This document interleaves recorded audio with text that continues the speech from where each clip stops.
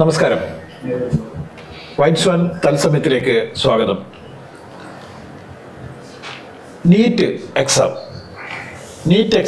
അത്ര നീറ്റായിരുന്നില്ല എന്നതാണ് ഇന്ന് വരുന്ന ഏറ്റവും വളരെ പ്രധാനപ്പെട്ട ഒരു വാർത്ത. നീറ്റ് എക്സാമിൽ കുട്ടികളെ ജയിപ്പിക്കുന്നതിന് വേണ്ടിയിട്ട് വലിയ തരത്തിലുള്ള ഗൂഢാലോചനകൾ നടക്കുന്നു. അതുപോലെ തന്നെ പരീക്ഷയിൽ വലിയ രീതിയിലുള്ള ക്രമക്കേടുകൾ നടന്നു എന്നുള്ള വിവരങ്ങളാണ് പുറത്തു വരുന്നത്. ഇതിൽ കേരളത്തിലടക്കമുള്ള വൻകിട ഈ സ്ഥാപനങ്ങൾ, വിദ്യാഭ്യാസ സ്ഥാപനങ്ങൾ ഈ എൻട്രൻസ് എക്സാം എഴുതിച്ച് കുട്ടികളെ ഈ റാങ്ക് ലിസ്റ്റിലേക്ക് കൊണ്ടുവരുന്ന ഒരു വലിയ തരത്തിലുള്ള ഗൂഢാലോചന ഇതിൽ നടക്കുന്നു എന്നാണ് പുറത്തു വരുന്ന വാർത്തകൾ. സിബി, എങ്ങനെയാണ് ഇതിനെ വിലയിരുത്തുന്നത്? ശരിക്കും സാറേ, ഈ നീറ്റ് എക്സാം എന്ന് പറയുന്നത് തന്നെ എന്തിനു വേണ്ടിയിട്ടാണ്? നീറ്റ് എക്സാം എന്ന് പറയുന്നത് തന്നെ MBBS-ന് ആ ഒരു വിദ്യാർത്ഥി എലിജിബിൾ ആണോ അല്ലയോ എന്നതിന് വേണ്ടിയിട്ടുള്ള ഒരു ടെസ്റ്റാണ്, ഒരു എലിജിബിലിറ്റി ക്രൈറ്റീരിയ ടെസ്റ്റാണ് ഈ നീറ്റ് എന്ന് പറയുന്നത്. പക്ഷെ നമ്മുടെ കേരളത്തിലെ രക്ഷിതാക്കളെ നമുക്ക് ആദ്യം ഇതിനെ സ്കാമിലേക്ക് വരുന്നതിന് മുമ്പ് നീറ്റ് എക്സാം എന്തിനു വേണ്ടിയിട്ടാണ് എന്നുള്ളതൊന്ന് പരിശോധിക്കേണ്ടതുണ്ട്. കാരണം നീറ്റ് എക്സാം ശരിക്കും പറഞ്ഞു കഴിഞ്ഞാൽ അത് MBBS-ന് വേണ്ടിയിട്ട് ദേശീയ തലത്തിൽ നടത്തപ്പെടുന്ന ഒരു എക്സാം. ഏകദേശം ഇതിലേക്ക് ആകെയുള്ള സീറ്റ് എന്ന് പറയുന്നത് ഏകദേശം 1,05,000-ഓളം സീറ്റാണ് ദേശീയ തലത്തിൽ MBBS-ന് ഉള്ളത്, സർക്കാർ തലത്തിലുള്ളത്. അപ്പോ ഈ സീറ്റുകളിലേക്ക് 25 ലക്ഷത്തോളം വിദ്യാർത്ഥികളാണ് എക്സാം എഴുതുന്നത്.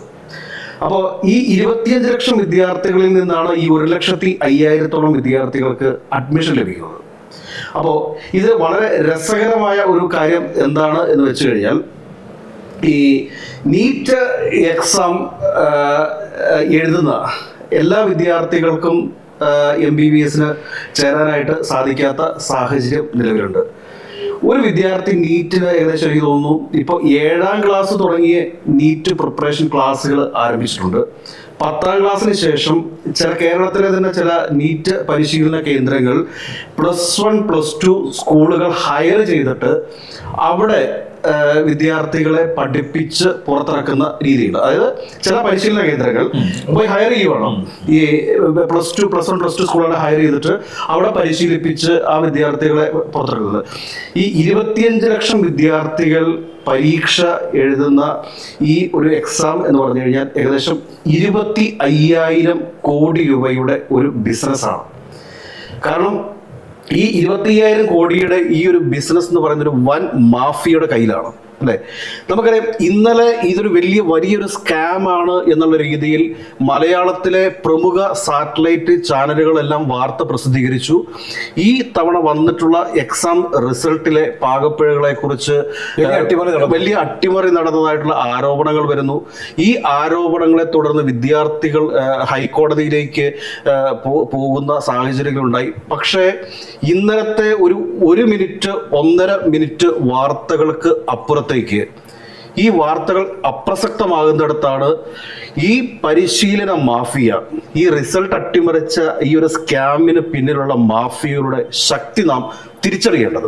ഇപ്പം നമുക്കറിയാം, നേരത്തെ തൃശ്ശൂർ കേന്ദ്രീകരിച്ചായിരുന്നു ഇത്തരത്തിലുള്ള ഒരു വലിയ മാഫിയ പ്രവർത്തിച്ചിരുന്നത്. വലിയ തരത്തിൽ നിരവധി സ്കൂളുകൾ അവർക്ക് താമസിക്കാനുള്ള സൗകര്യങ്ങളൊക്കെ ഏർപ്പെടുത്തിക്കൊണ്ട് വലിയ തരത്തിലുള്ള ഒരു എൻട്രൻസ് മാഫിയ തൃശ്ശൂർ കേന്ദ്രീകരിച്ചിട്ടുണ്ടായിരുന്നു. പിന്നീട് നമ്മൾ കാണുന്നത് ഏതോ ഒരു നിമിഷത്തിൽ തൃശ്ശൂരിന്റെ ആധിപത്യം അവസാനിക്കുകയും പിന്നീട് നമ്മൾ കേൾക്കുന്ന വാർത്ത എന്ന് പറയുന്നത് അത് പാല കേന്ദ്രീകരിച്ചുകൊണ്ട് അതിന്റെ വേറൊരു വലിയൊരു ഏജൻസി അവിടെ വളർന്നു വരികയും പാല ബ്രില്യൻസ് എന്ന് പറഞ്ഞ് ഇപ്പൊ നമുക്കറിയാം, പാലയിലുള്ള എല്ലാ ആളുകൾക്കും അറിയാവുന്നതാണ്, പാല കേന്ദ്രീകരിച്ചുകൊണ്ട് ഒരു വലിയ പ്രദേശം തന്നെ ശരിക്കും പറഞ്ഞ കുട്ടികളും അവരുടെ രക്ഷിതാക്കളും ഒക്കെ വന്ന് താമസിക്കുകയും നിരവധി പാല ടൗണിൽ നിന്ന് ഞാൻ നിരവധി വാഹനങ്ങൾ ഈ ഏജൻസിയുടെ വാഹനങ്ങൾ പോകുന്നു. അതുപോലെ തന്നെ കൊച്ചി കേന്ദ്രീകരിച്ചും പാല ബ്രില്യൻസിന്റെ മറ്റൊരു കേന്ദ്രം പ്രവർത്തിക്കുന്നു. പാല ബ്രില്യൻസിനാണ് എല്ലാ ഇപ്പൊ ഈ ബ്രില്യൻസ് മാത്രമല്ല, കാരണം ഈ ബ്രില്യൻസ് ആയാലും സൈലം ആയാലും അതുപോലെ തന്നെ ഒരുപാട് കേന്ദ്രങ്ങളുണ്ട്. പക്ഷേ എങ്കിൽ പോലും ഇതൊരു വലിയ സംഭവം. മധ്യപ്രദേശിലെ ഒരു കോട്ടയിലാണ് ഇതിന്റെ ഏറ്റവും വലിയ മാഫിയ. ഏറ്റവും കൂടുതൽ വിദ്യാർത്ഥികൾ ആത്മഹത്യ ചെയ്യുന്നതും ഈ കോട്ടയിലാണ്.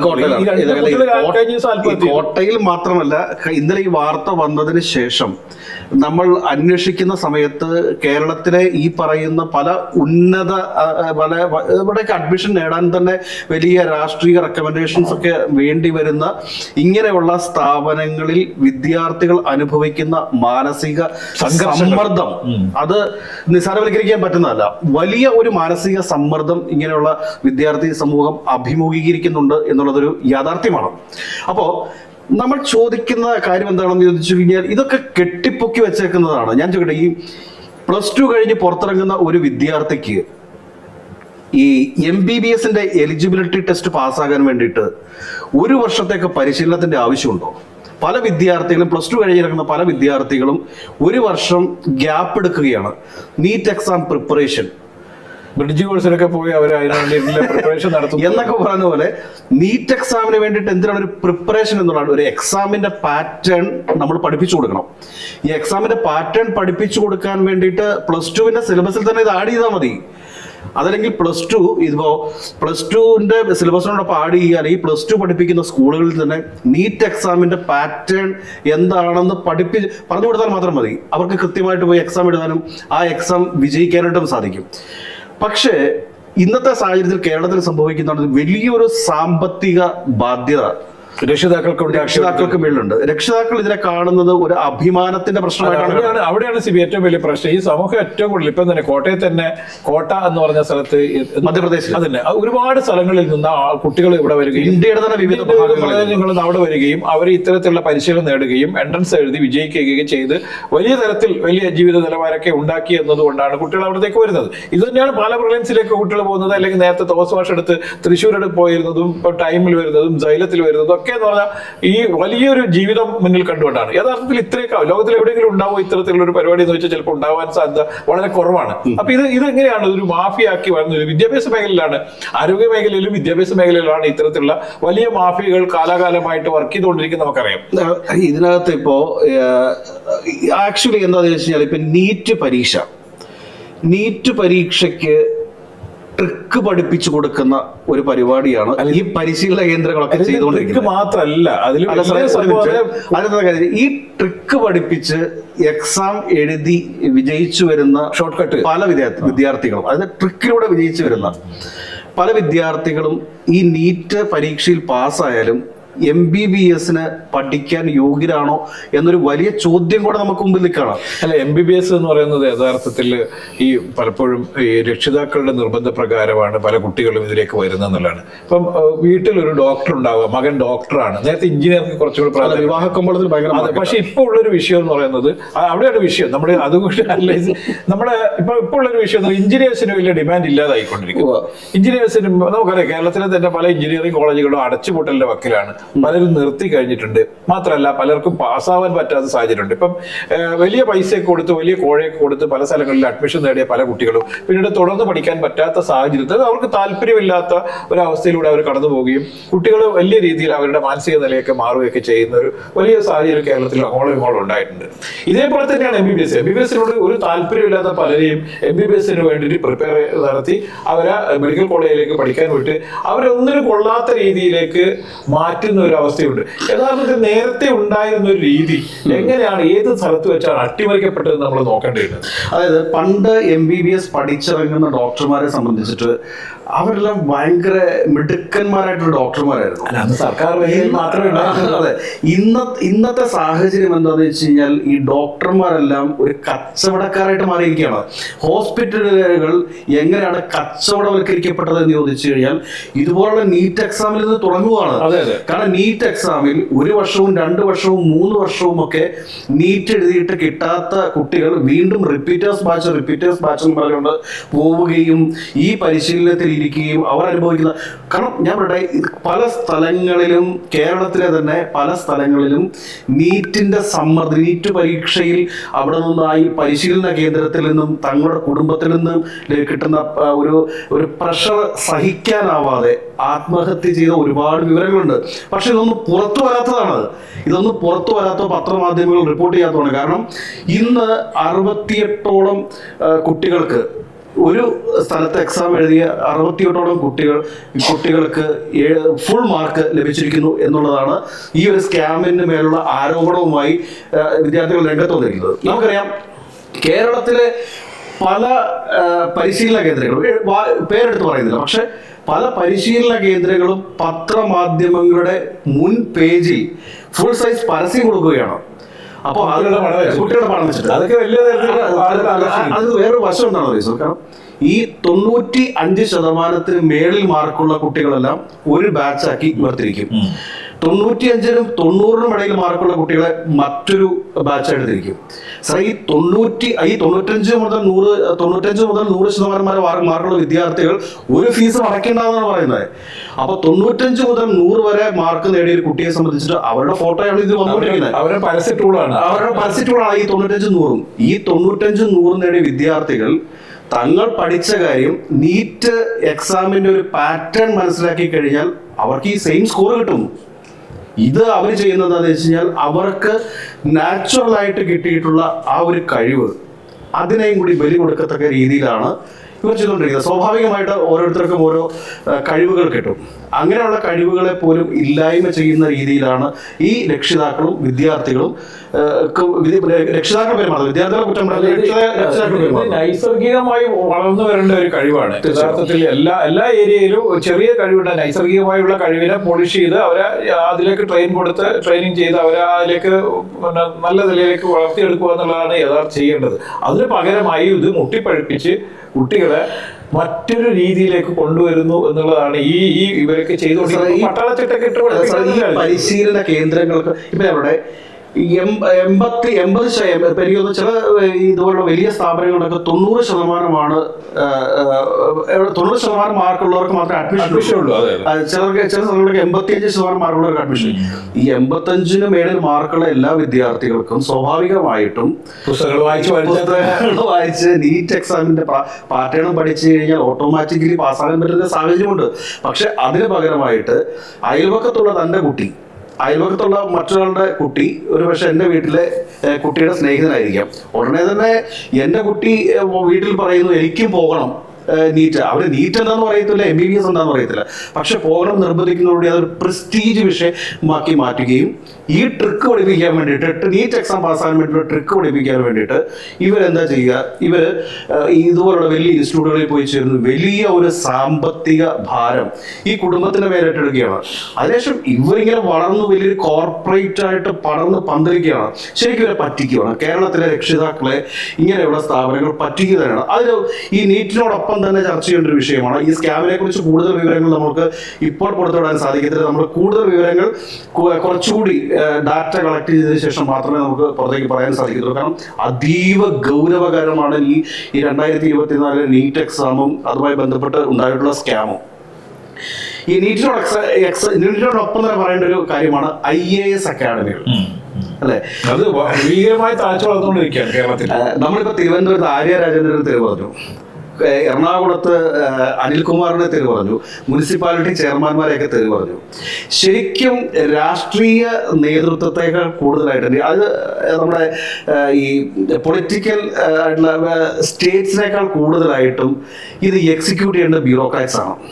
നമ്മളുടെ പല ബ്യൂറോക്രാറ്റ്സും, അതായത് നമ്മുടെ സിവിൽ സർവീസ് പാസ്സായിട്ട് വരുന്ന പല ഉദ്യോഗസ്ഥരെയും എത്രത്തോളം ആ ഒരു എലിജിബിലിറ്റി ഉണ്ട്, അവർക്ക് അതിനുള്ള ക്വാളിറ്റി ഉണ്ട് എന്നുള്ളത് നമ്മൾ പരിശോധിക്കുമ്പോഴാണ് ഇങ്ങനെയുള്ള IAS അക്കാഡമികളിൽ പോയിരുന്ന് ട്രിക്ക് പഠിച്ച് IAS പാസ്സായി പ്രാക്ടിക്കലി ഒരു സെൻസും ഇല്ലാത്ത കുറെ ആളുകളെ വിരിയിച്ചെടുക്കുകയാണ്. നമ്മുടെ സിവിൽ സർവീസ് എക്സാമിന്റെ തന്നെ ക്വാളിറ്റിയെ ഇല്ലായ്മ ചെയ്യുന്ന രീതിയിലാണ് പോകുന്നത്. സ്പൂൺ ഫീഡിങ് അതാണ് നടന്നുകൊണ്ടിരിക്കുന്നത്. അപ്പൊ ഇതൊക്കെ ശക്തമായിട്ട് ഗവൺമെന്റ് ഒക്കെ ഇങ്ങനെയുള്ള പരിശീലന കേന്ദ്രങ്ങൾക്ക് മേൽ നിയന്ത്രണങ്ങൾ കൊണ്ടുവരേണ്ടതാണ്. ഇപ്പം റിട്ടയർഡ് ആയിട്ടുള്ള IAS IPS ഉദ്യോഗസ്ഥന്മാർ, കാരണം ഈ എന്തുകൊണ്ടാണ് 27 വയസ്സ് കഴിഞ്ഞ ആർക്കും 27 വയസ്സ് വരെയാണ് IAS എഴുതാൻ സാധിക്കുന്നത്. അപ്പോൾ ഈ ചെറുപ്പക്കാരായിട്ടുള്ള ആളുകളിൽ നിന്ന് പുതിയ ആശയങ്ങൾ സ്റ്റേറ്റിന് വേണ്ടി രൂപപ്പെടുത്താൻ വേണ്ടിയിട്ടാണ് നമ്മൾ ഈ സിവിൽ സർവീസ് എക്സാമിനേഷന്റെ ഈ ഒരു ഏജ് ലിമിറ്റ് തന്നെ വെച്ചിരിക്കുന്നത്. അപ്പൊ അവരിൽ നിന്ന് പുതിയ ആശയങ്ങൾ വരത്തുള്ളൂ. അപ്പോൾ പക്ഷെ ഇത് ട്രിക്കിലൂടെ വരുന്ന ഒരുത്തൻ അവിടെ പോയിരുന്ന ഈ IAS എക്സാമിന്റെ ഓരോ സംഭവങ്ങളും മുൻകാലത്ത് വന്നുള്ള ചോദ്യ പേപ്പറുകളും അതും ഇതും ഒക്കെ നോക്കി പഠിച്ച് ട്രിക്കിലൂടെ വിജയിച്ചു പോകുന്ന ഒരു സാഹചര്യം നിലവിലുണ്ട്. പക്ഷെ പണ്ട് അങ്ങനെയൊന്നും ആയിരുന്നില്ല. നമുക്കറിയാം കേരളത്തെ ഇതേ രീതിയിൽ രൂപപ്പെടുത്തുന്നതിൽ വളരെയധികം പങ്ക് വഹിച്ചിട്ടുള്ള ഒരുപാട് നല്ല IAS ഉദ്യോഗസ്ഥന്മാരുണ്ട്. നമ്മുടെ ക്രമസമാധാന നില നിയന്ത്രിച്ചു നിർത്തുന്ന വളരെ മിടുക്കന്മാരുടെ IPS ഓഫീസർമാരായിരുന്നു. പക്ഷെ ഇതിൽ നിന്നെല്ലാം വ്യത്യസ്തമായിക്കൊണ്ട് ഇന്ന് സംഭവിച്ചുകൊണ്ടിരിക്കുന്നത് എന്താണ്? ഇന്ന് സംഭവിച്ചുകൊണ്ടിരിക്കുന്നത് പഠിച്ചിറങ്ങി വരുന്ന പല IAS IPS ഓഫീസർമാരുടെയും എന്താ പറയുക കപ്പാസിറ്റി എത്രയുണ്ടെന്നുള്ളത് പരിശോധിക്കേണ്ടതാണ്. അങ്ങനെ പരിശോധിക്കുമ്പോഴാണ് ഇതുപോലുള്ള IAS പരിശീലന കേന്ദ്രങ്ങളുടെയും ഇതുപോലുള്ള നീറ്റ് പരിശീലന കേന്ദ്രങ്ങളുടെയും തട്ടിപ്പ് നമുക്ക് മനസ്സിലാവും. ഇത് വലിയ ബിസിനസ്സാണ് സാർ. അല്ല, ഇത് സംശയമില്ല. ഇപ്പൊ നമുക്കറിയാം, ഇപ്പൊ വിദ്യാഭ്യാസം, ഞാൻ നേരത്തെ തന്നെ പറഞ്ഞു, വിദ്യാഭ്യാസ മേഖലയിലാണ് ഏറ്റവും കൂടുതൽ ബിസിനസ് നടക്കുന്ന. ആരോഗ്യ മേഖലയിൽ വിദ്യാഭ്യാസം, ഇത് രണ്ടും അനക്സമാണ്. ഇത് രണ്ടും, അതായത് ഇവിടെ വിദ്യാഭ്യാസ മേഖലയിൽ നടക്കുന്ന വലിയ കച്ചവടത്തിന്റെ മറ്റൊരു കേന്ദ്രമായ മാറുന്നത് ഡോക്ടർമാർ. ഈ ഇത്രയും പൈസ മുടക്കി വരുന്ന ഡോക്ടർമാർ പുറത്തിറങ്ങി വരുന്ന വലിയ ബാധ്യതകൾ പിന്നീട് അത് അവർ പരിഹരിക്കുന്ന എങ്ങനെയാണ്? ഇത്തരത്തിലുള്ള വലിയ ആശുപത്രികളിൽ ചെറിയൊരു രോഗത്തിന് വേണ്ടി ഹോസ്പിറ്റലിൽ ചെന്നാലും അതിന് വേണ്ടി അതിന് എന്തൊക്കെ ചെയ്യണം, എന്തൊക്കെ ടെസ്റ്റ് ചെയ്യണം, എന്തൊക്കെ സ്കാനിങ് ചെയ്യണം എന്നൊക്കെയുള്ള അവര് അത് തീരുമാനിക്കുന്നു. ഡോക്ടർ പറഞ്ഞാണെന്നുള്ളത് കൊണ്ട് 80% ആളുകൾക്ക് അത് അംഗീകരിക്കാതിരിക്കാൻ പറ്റില്ല. അതിനൊക്കെ വലിയൊരു ആശുപത്രി എത്തിക്കിട്ടുന്നതോടുകൂടി ഒരാളിന്റെ ജീവിതം അവസാനിക്കുകയാണ്. അല്ലെ, അയാളുടെ സാമ്പത്തിക നില തകരുന്നു, അയാൾ വലിയ കടക്കാനായിട്ട് മാറുന്ന അവസ്ഥയിലേക്ക് കാര്യങ്ങൾ പോവാണ്. അത് ഏറ്റവും കൂടുതൽ ഇത് രണ്ടും കൂട്ടിച്ചേർത്തുകൊണ്ട് നമുക്ക് ഇത് കാണണം. ഇത് വലിയ സാമൂഹ്യ ദ്രോഹമാണ് ചെയ്യുന്നത്. യഥാർത്ഥത്തിൽ നമ്മുടെ കുട്ടികളെ നശിപ്പിച്ചുകൊണ്ടിരിക്കുകയാണ്. ഇതിലൊക്കെ അകപ്പെടാതെ രക്ഷപ്പെടുന്ന കുട്ടികൾക്ക് മാത്രമേ ഇനി ഒരു നോർമൽ ലൈഫ് ഉള്ളൂ എന്നുള്ളതാണ്. ബാക്കി എല്ലാ ആളുകളും ഈ കെണിയിൽ, ഈ സൂപ്പർ കെണിയിൽ വിട്ട് നശിച്ചു പോയിക്കൊണ്ടിരിക്കുന്നതാണെന്നുള്ളതാണ്. മറ്റൊരു സംഭവം കൂടി ആലോചിക്കേണ്ടത്, ഇവർക്ക് എങ്ങനെയാണ് ഇത്രയും വലിയ റാങ്കിലേക്ക് കൊണ്ടുവരാൻ പറ്റുന്നു എന്നുള്ളത്. ഇതിന്റെ ഉള്ളിൽ കളികൾ വല്ലതും ഉണ്ടോ എന്നുള്ളത് പോലും സംശയിക്കേണ്ടിയിട്ട്. നമുക്ക് അതിന്റെ ഡാറ്റകൾ നമുക്ക് കൃത്യമായിട്ട് ലഭിക്കും. കൃത്യമായിട്ട് ലഭിക്കുന്ന സമയത്ത് നമ്മൾ കൃത്യമായിട്ട് തന്നെ അത് പുറത്തുവിടാൻ നമുക്ക് പോയി സാധിക്കും. ഈ 95% ഞാൻ പറയട്ടെ, ഇപ്പോൾ 80% നേടിയ ഒരു വിദ്യാർത്ഥിക്ക് നീറ്റ് പരിശീലനം ആവശ്യമാണ്. 80% മാർക്കറ്റിൽ കുട്ടിക്ക് നീറ്റിന്റെ പരിശീലനം ആവശ്യമാണ്. ആ വിദ്യാർത്ഥി 80% കിട്ടിയ എത്ര വിദ്യാർത്ഥികളെ ഇവർ പരിശീലിപ്പിച്ച്, ഇങ്ങനെയുള്ള സ്ഥാപനങ്ങൾ പരിശീലിപ്പിച്ച് നീറ്റ് എക്സാം വിജയിപ്പിച്ചു എന്നുള്ളൊരു ചോദ്യം കൊടുത്താൽ അതിന് മറുപടി പറയാൻ ഇങ്ങനത്തെ സ്ഥാപനങ്ങൾ തയ്യാറാണെങ്കിൽ നമുക്ക് അതിനെ അംഗീകരിക്കാം. ഇത് യഥാർത്ഥത്തിൽ ഇത് എന്തോ സംഭവം, ഒരു ഫാക്ടറിയിൽ മുട്ട വിരിയിച്ചെടുക്കുന്ന ഒരു സിസ്റ്റം ആയിട്ടാണ് എനിക്കിത് ഫീൽ ചെയ്തിട്ടുള്ളത്. കൃത്യമായിട്ട് ഫാക്ടറികളിൽ മുട്ട വിരിയിക്കുന്ന സിസ്റ്റം ഉണ്ട്. കോഴിക്കുഞ്ഞുങ്ങളെ ഉണ്ടാക്കി പൗഡറിലൊക്കെ ചെയ്ത ഒരു സിസ്റ്റം ഉണ്ട്. ഏതാണ്ട് അതിന് സമാനമായ ഒരു പരിപാടിയാണ് ഇത് ചെയ്യുന്നത്. ഇത് വരും കാലത്ത് വലിയ സാമൂഹ്യ ദുരന്തം ഉണ്ടാക്കി വെക്കുന്നുള്ള കാര്യത്തിൽ യാതൊരു സംശയമില്ല. അതുകൊണ്ട് തന്നെ ഇത്തരം വിഷയങ്ങളിൽ വളരെ സീരിയസ് ആയിട്ടുള്ള ചർച്ചകൾ അനിവാര്യമാണ്. സീരിയസ് ആയിട്ടുള്ള ചർച്ചകൾ മാത്രമല്ല, ഇതിനകത്ത് ഗവൺമെന്റ് ഇടപെടലുകൾ, പക്ഷേ ഗവൺമെന്റ് ഇടപെടലുകൾ ഉണ്ടാവുന്നില്ല എന്നുള്ളതിന്റെ ഏറ്റവും വലിയ ലക്ഷണം എന്താണ്? ഈ ഗവൺമെന്റിന്റെ ആളുകൾ, അല്ലെങ്കിൽ ഗവൺമെന്റ് നയിക്കുന്ന രാഷ്ട്രീയ പാർട്ടികളൊക്കെ തന്നെയാണ് ഇവരെ ഏറ്റവും കൂടുതൽ സഹായിച്ചുകൊണ്ടിരിക്കുന്നത്. അവിടെയാണ് വിഷയം. ഇവര് ഒരു പരസ്പരമായ ഒരു അന്തർധാര വളരെ സജീവമായതുകൊണ്ടാണ് ഇത്തരം കക്ഷികൾക്ക്, അല്ലെങ്കിൽ ഇത്തരം ഏജൻസികൾക്ക്, അല്ലെങ്കിൽ ഇത്തരം സ്ഥാപനങ്ങൾക്ക് പടർന്നു വന്നിരിക്കാൻ പറ്റുന്നത് കൂടി നമ്മൾ കാണണം. അതും കൂടി നമ്മൾ വിലയിരുത്തുമ്പോഴാണ് നമുക്ക് ഇതിന്റെ ഒരു ഭീകരാവസ്ഥ മനസ്സിലാക്കുന്നത്. വലിയൊരു ചോദ്യം എന്താണെന്ന് അറിയോ? ഇങ്ങനെയുള്ള പരിശീലന കേന്ദ്രങ്ങൾ പല സ്ഥലങ്ങളിലും പോയി സ്കൂളുകൾ ഹയർ ചെയ്തിട്ട് ആ സ്കൂളുകളുടെ നടത്തിപ്പ് ഏറ്റെടുക്കുന്നു. ബ്രാൻഡ് നെയിം മാത്രമാണ്. സ്കൂളുകൾ കൂടി ഉണ്ടെങ്കിൽ മാത്രമേ ഇവർക്ക് ഈ കേന്ദ്രങ്ങൾ നടത്തിക്കൊണ്ടുപോകാൻ പറ്റുള്ളൂ. ഇത് രണ്ടും കൂടി കൂട്ടിക്കൊണ്ട് മാത്രമേ കൊണ്ടുപോകാൻ പറ്റൂ. ഇത് വലിയ കച്ചവടമാണ് എന്നുള്ള തിരിച്ചറിവാണ് പല സ്കൂൾ മാനേജ്മെന്റ്. അവർക്ക് ഇത് ലാഭകരമാണ്. കാരണം അവർ കുട്ടികളെ അന്വേഷിച്ച് പോകേണ്ടതില്ല, പിന്നെ അതുപോലെ തന്നെ ഈ ട്യൂട്ടർമാരെ അന്വേഷിച്ച് പോകേണ്ടതില്ല. അതൊക്കെ നടത്താൻ വേണ്ടിയുള്ള ആളുകൾ ഇവർ തന്നെ പ്രൊവൈഡ് ചെയ്യുന്നു എന്നുള്ളത് കൊണ്ട് തന്നെ അവർക്ക് ഇൻഫ്ര മാത്രം ഉണ്ടാക്കി കൊടുത്താൽ മതി. ഒരു സ്ട്രക്ചർ ഉണ്ടാക്കി കൊടുത്താൽ ബാക്കി കാര്യങ്ങൾ ഇവർ കൊണ്ടുപോയിക്കൊള്ളൂ എന്നുള്ളൊരു അവസരം. ഇപ്പൊ CBSE-യുടെ പിന്നെ പല സ്കൂളുകൾ എന്ന് പറഞ്ഞാൽ അവർക്ക് ഗുണനിലവാരങ്ങളൊക്കെ കീപ്പ് ചെയ്ത് പോകുന്നുണ്ടെന്നൊക്കെ ഒരു ഉന്നതമായ നിലവാരങ്ങൾ കീപ്പ് ചെയ്യുന്ന സ്കൂളുകളായിട്ട് ഇരുന്ന് മാറുന്നു. അപ്പൊ അവരുടെ ഇതിലും വലിയ ബ്രാൻഡിങ്ങിലൊക്കെ വലിയ രീതിയിലുള്ള മാറ്റങ്ങൾ ഉണ്ടാവുന്നുണ്ട്. CBSE സംബന്ധിച്ചുള്ള ICC സിലബസിനെ സംബന്ധിച്ചിടത്തോളം അവർക്ക് കൃത്യമായ വിജയം കൊടുക്കുന്ന സ്കൂളുകളാണ് ഇതൊക്കെ. അപ്പൊ അവർക്ക് ഇത് സ്കൂൾ കൊണ്ടുപോകാൻ കുറച്ചുകൂടി എളുപ്പമുണ്ട്. അപ്പൊ ഇതെല്ലാം ചേർന്നുകൊണ്ട് വലിയൊരു മാഫിയായിട്ട് വളർന്ന് പന്തലിച്ചു കൊണ്ടിരിക്കുന്നു. പ്രത്യേകിച്ച് കേരളം പോലെയുള്ള ഈ സ്റ്റേറ്റിൽ ഇത്തരത്തിൽ ഇത്രയും സ്ഥാപനങ്ങൾക്ക് എങ്ങനെയാണ് വളരാൻ പറ്റിയത് എന്നുള്ളത് അത്ഭുതകരമാണ്. സാറേ, ഇതിനകത്ത് എന്താ പറയുക, പല വിദ്യാർത്ഥികളും MBBS നീറ്റ് എഴുതി കിട്ടിയില്ലെങ്കിൽ തന്റെ ഫ്യൂച്ചർ തന്നെ ഇല്ലാതായി പോകുന്നു എന്ന ഒരു നിലപാടിലേക്ക് എന്നൊരു മാനസികാവസ്ഥയിലേക്ക് എത്തുന്നുണ്ട്. അത് സമൂഹം ഉണ്ടാക്കി കൊടുക്കുന്നതാണ്, നമ്മുടെ ആത്മബോധമാണ് അത്. വീടുകളിൽ നിന്ന് കിട്ടുന്ന പ്രഷർ, സമൂഹത്തിൽ നിന്ന് കിട്ടുന്ന പ്രഷർ, ഇതുപോലുള്ള തന്റെ സഹപാഠികളിൽ നിന്ന് കിട്ടുന്ന പ്രഷർ, ഇതൊക്കെ ഉണ്ട്. പക്ഷെ ഞാൻ ഗവൺമെന്റ് കൃത്യമായിട്ട് ഇതിനൊക്കെ ഒരു നയരൂപീകരണം നടത്തേണ്ട സമയം തന്നെ അതിക്രമിച്ചിരിക്കുന്നു. എത്രയോ വർഷങ്ങളായിട്ട് തുടരുന്ന കോഴ്സുകളും മറ്റൊക്കെ മാറ്റാൻ വേണ്ടി പോലും സർക്കാരിനോ നമ്മുടെ വിദ്യാഭ്യാസ വകുപ്പിനും ഉന്നത വിദ്യാഭ്യാസ വകുപ്പിനൊന്നും കഴിഞ്ഞിട്ടില്ല. പിന്നെയാണ് ഇത്തരം സ്ഥാപനങ്ങളെ നിയന്ത്രിക്കുന്നത്. വിദ്യാഭ്യാസ മേഖലയിൽ സത്യത്തിൽ കേരളത്തിൽ എന്താണ് നടന്നുകൊണ്ടിരിക്കുന്നതിനെ കുറിച്ചുള്ള ഒരു രൂക്ഷമായ ചർച്ച, അല്ലെങ്കിൽ വളരെ സീരിയസ് ആയിട്ടുള്ള ഒരു ചർച്ച പോലും നടത്താൻ വേണ്ടിയിട്ട് സർക്കാർ ചെയ്യുന്നത്. അതിന് പകരം എന്താ ചെയ്യുന്നത്?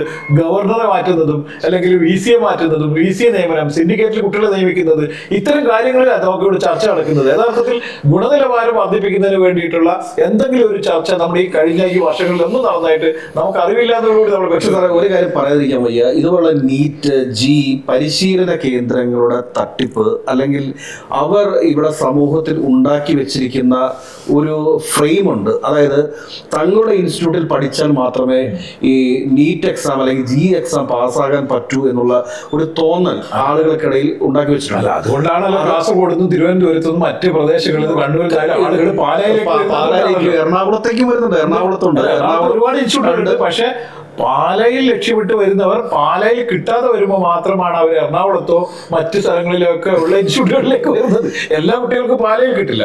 അവർ കൃത്യ സീറ്റ് മാത്രമേ കൊടുക്കുള്ളൂ. മാത്രമല്ല ബ്രില്യൻ്റ് ആയ കുട്ടികളെ അവരെടുക്കുള്ളൂ. അതാണ് അവരുടെ ബ്രില്യൻസ് എന്ന് പറയുന്നത്. അപ്പൊ ഇത്തരത്തിലുള്ള ഒരു അവസ്ഥ സൃഷ്ടിച്ചത് എങ്ങനെയാണെന്ന് വെച്ചാൽ നമ്മുടെ യഥാർത്ഥത്തിൽ കേരളീയന്റെ അധമബോധവും പിന്നെ കേരളീയൻ ആർജിച്ചെടുത്ത മറ്റെവിടെ പല സ്ഥലങ്ങളിൽ നിന്ന് ആർജിച്ചെടുത്ത ഏതെങ്കിലും ഒരു കടയിൽ വിലക്കുറവിന് വസ്ത്രം കിട്ടുമെന്ന് പറഞ്ഞാൽ അങ്ങോട്ട് അവിടെ ഒരു സാരി കിട്ടുമെന്ന് പറഞ്ഞാൽ ഇടിച്ചു കയറുന്ന മാതിരിയുള്ള ഒരവസ്ഥയാണ്. തന്റെ കുട്ടികളുടെ കഴിവിനെ അംഗീകരിക്കാൻ മാതാപിതാക്കന്മാർ തയ്യാറാവുകയാണ് സാറേ വേണ്ടത്. അതല്ലാതെ കണ്ട് ഇതുപോലുള്ള ഇൻസ്റ്റിറ്റ്യൂട്ടുകൾ, IAS അക്കാഡമിയുടെ പരീക്ഷ പാറ്റേൺ എന്താണെന്ന് നമ്മുടെ ഒരു രക്ഷിതാക്കൾക്കും അറിയില്ല. ഇതിന്റെ അറിയത്തില്ല, MBBS അറിയത്തില്ല, തീരെ അറിയില്ല. അതുകൊണ്ടാണ് ഇങ്ങനെയുള്ള പരിശീലന കേന്ദ്രത്തിലേക്ക് വിദ്യാർത്ഥികളെ തള്ളിവിട്ട് തന്റെ പോക്കറ്റ് കാര്യമാക്കുന്നതും തന്റെ വലിയൊരു കടബാധ്യതയിലേക്കൊക്കെ പോകാനായിട്ടുള്ള സാഹചര്യം അതാണ്.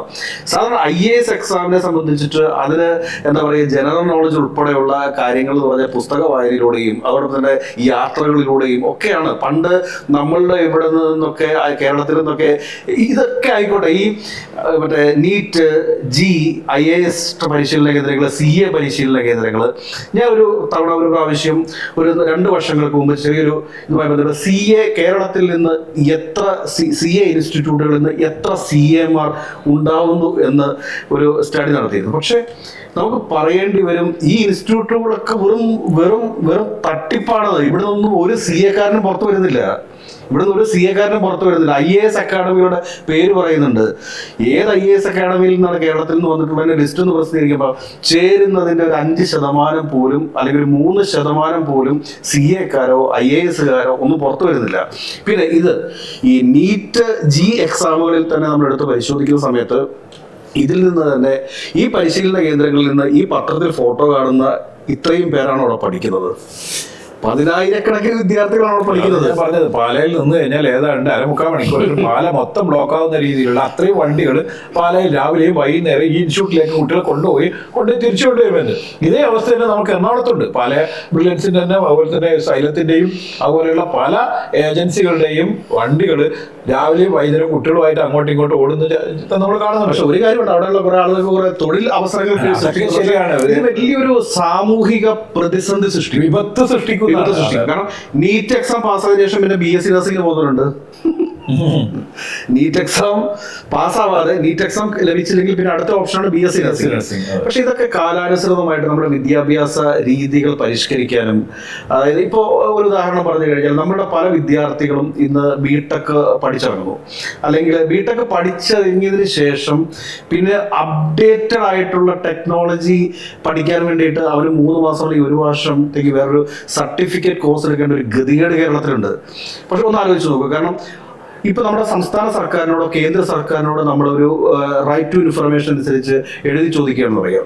അടുത്ത 10 വർഷത്തിന് ശേഷം ലോകത്തിൽ അപ്ഡേറ്റ് ചെയ്യപ്പെടാൻ പോകുന്ന ടെക്നോളജി എന്തായിരിക്കും? ആ ടെക്നോളജിക്ക് അനുസൃതമായിട്ടാണോ നമ്മുടെ സിലബസുകൾ എന്ന്, നമ്മുടെ എഞ്ചിനീയറിംഗ് സിലബസുകൾ എന്ന് ചോദിച്ചു കഴിഞ്ഞാൽ അവർക്ക് തരാൻ ഉത്തരമുണ്ടാവത്തില്ല.